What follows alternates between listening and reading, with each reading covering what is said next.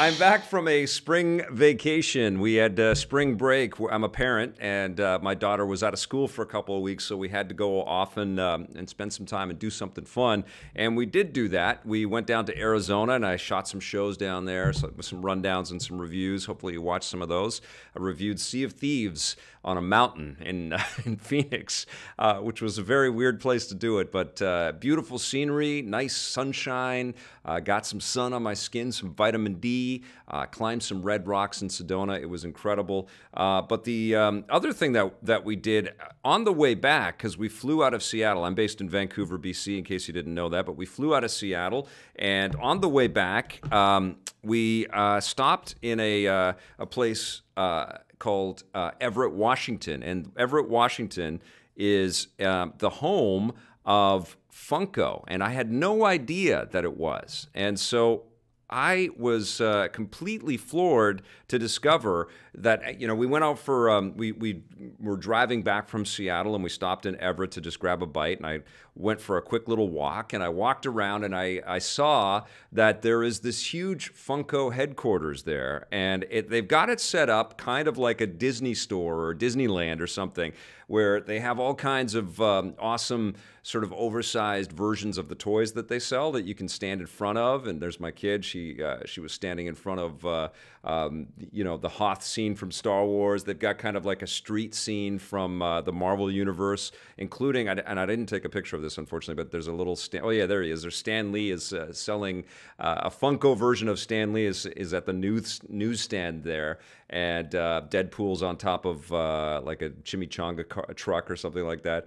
It was super cool, super impressed. And while I was there, they of course sell you all the Funko stuff that they can get your hands on. And they were closing because we didn't go there specifically to we didn't even know it was there, but we went and we had a great time. It was super cool. But I found the Cuphead that I featured in my Toy Fair segment, so I bought myself a little Cuphead figure.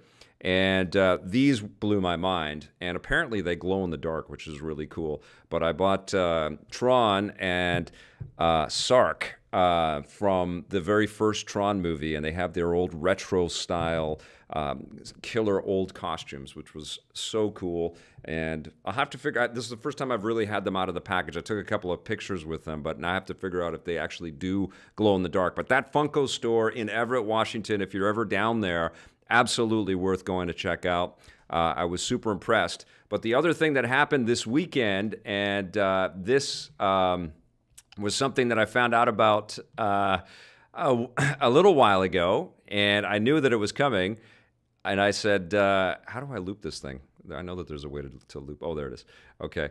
I knew that it was coming, but it was basically, it's the Tron Legacy Lego, and the story with this, I put it together. I put a quick little video together of me actually doing this. This was my Saturday afternoon. It didn't take that long because there's only 230 pieces there, but you've got Rinsler, I think is his name, and I think this is Sam Flynn. This is Jeff Bridges' son, and then they've got a little Olivia Wilde Cora minifig here as well.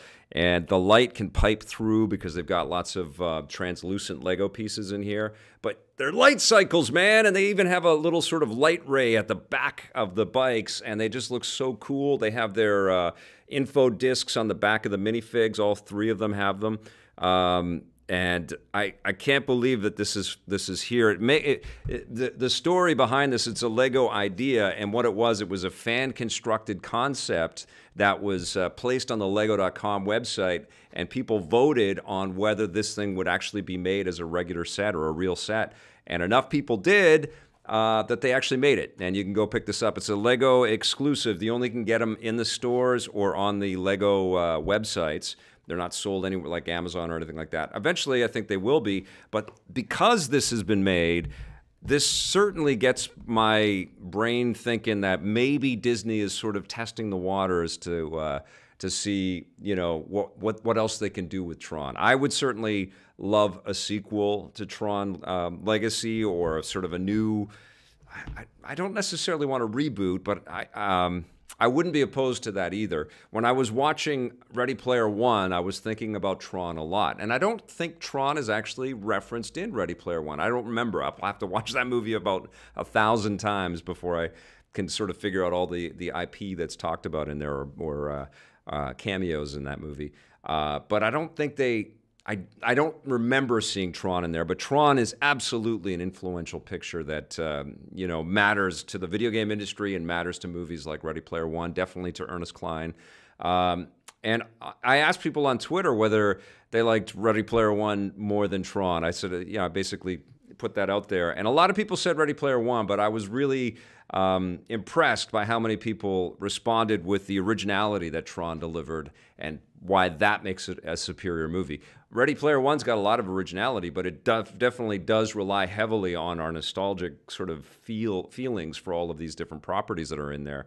Tron was all new, baby, and it was super cool and way ahead of its time, and it freaked people out.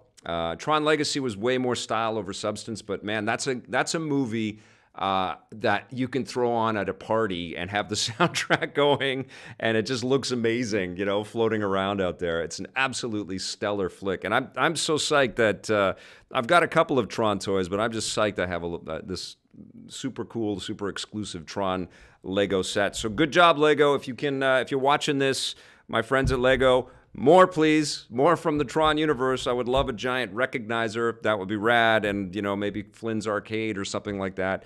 But super cool. And that was a ton of fun.